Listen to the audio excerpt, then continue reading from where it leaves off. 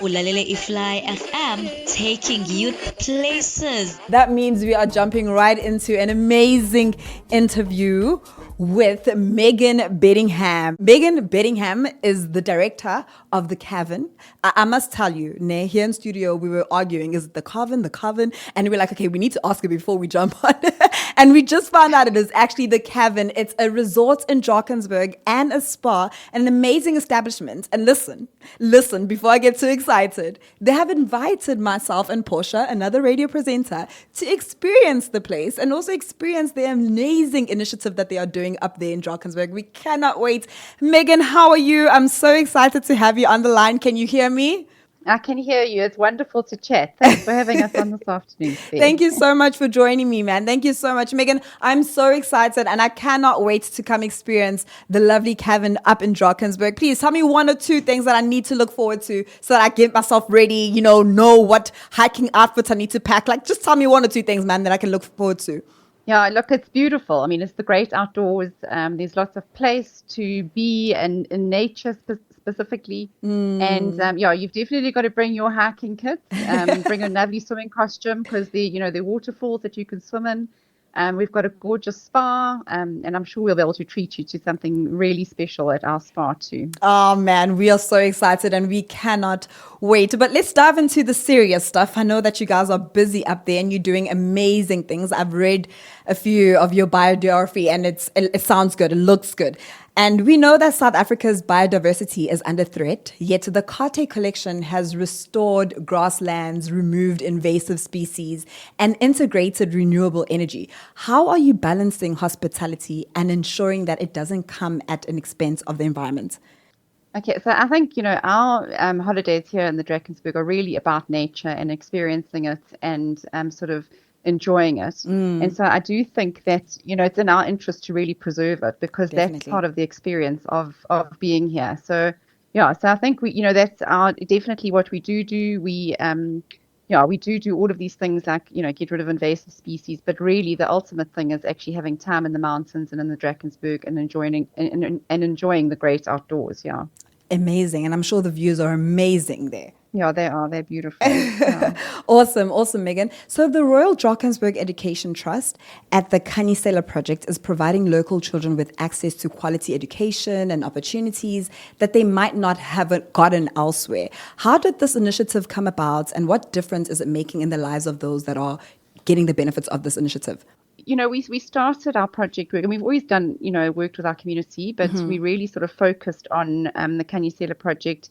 Actually, when my cousin lost her little boy, and we really needed to do something where we could focus on other children, and then out of that also we built a school called Royal Drakensberg Primary, and we started that really because we wanted to educate our own children. We didn't want them to go to boarding school when they were very little. Yeah. But both of those projects have just grown sort of exponentially, and we've got an amazing head of school, Tumani and Ndlovu, who helps to head up both projects.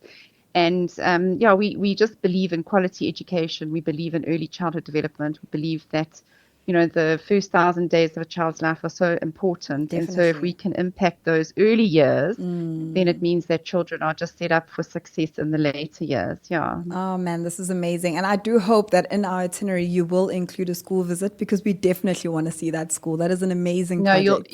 Absolutely. No, you've definitely got to visit the school and you've got to meet the children and it's just, it's so positive. Yes. And, sometimes South Africa can be a negative space and, doing things like this, they just give us all hope. And we just know that there is a great future ahead. Yeah. Wow. Amazing, man. Amazing. I do believe that your family has been in the business for over 80 years since 1941. I mean, that is shaping hospitality in Drakensberg in a different manner. That's a lot of years to be in the game. How have your efforts in conservation, community upliftment, and responsible tourism shaped both the land you care for and the lives of the people you serve? Yeah, I think, when you've been at something for a long, long time and there's sort of like a legacy that's behind you, you want to work hard because you want it to continue, I think. Yes. So it gives you a tremendous amount of sort of drive, I think. And, conservation is hugely important within the South African space because, future generations are going to need these beautiful places to visit. So, we have to make every effort to conserve the space. But I think also, living in a rural community, And it is important that we sort of support the community in every way that we can. And I think that hospitality provides an amazing space to support young people. I'm just thinking, like, we've had spa therapists. We opened our spa in 2007. But for me, the greatest story about our spa is that we decided in the very beginning that we would only employ local women to work in it. Oh, wow. And so, we started off just training 5 therapists. And over the years, we've trained more than 25 therapists. Many have gone on to new opportunities. And I think that hospitality provides this place where you can really uplift people. You can get a young guy coming in to be a waiter, and he sort of grows in confidence while he sort of communicates with people, and he earns a bit of money, and then he goes off to study. And so you're sort of helping to uplift in a very sort of safe and space. So I think hospitality in rural spaces has got it can really do great things if we all channel our energies in the right directions and we sort of work together. That is so true. And I absolutely love that you guys are taking care of the people in the community and making sure that unemployment is not a huge factor. You are doing something towards that. And that's absolutely great to hear, man. Props to you guys. That's amazing.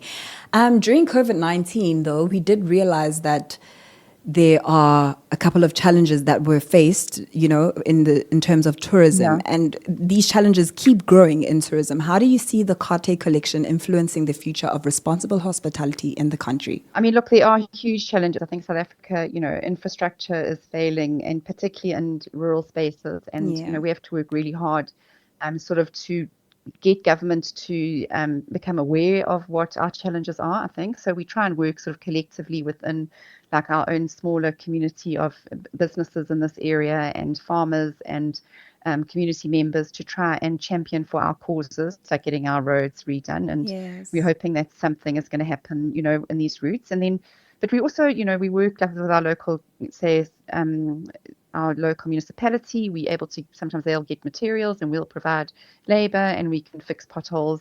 So we sort of try and work jointly where we can, collaborate as much as we can.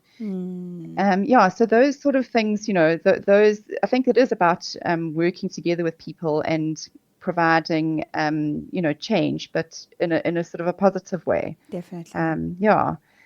The low economic growth in the country, obviously that's concerning because that means that less people can go on holiday. So that's always a huge impact for sort of tourism and hospitality. And that means that we've got to go further afield. And so we've also made it, in the next 5 years, we'll go to some trade shows overseas. We'll try and build market, sort of like a market share over there so that we can continue to do what we do, because at the end of the day, we provide jobs to over 100 people. We have a responsibility towards our projects here, and we have to make things work. So, it's about being proactive, I think, within these challenges and finding solutions. And I think we do that. So hopefully we continue for another 80 years.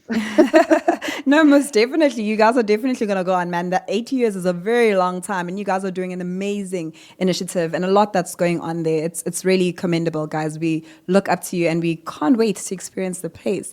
Thank you so much, Megan, for being on board with us, flying with us. Thank you. Thank you. It was amazing having you. Thank you for having me this afternoon. Thank you. We'll you see so you in the much. mountains. Yeah, definitely. I can't wait. Okay. That was Megan on the line, Megan Bedingham from the Cavern. It's a resort in Drakensberg and a spa. They have an amazing collection of hospitality that they're doing there. It's called the Carte collection. And we cannot wait to experience the lovely establishment that they have. I mean, I'm so excited. I want to go pack my bags right away.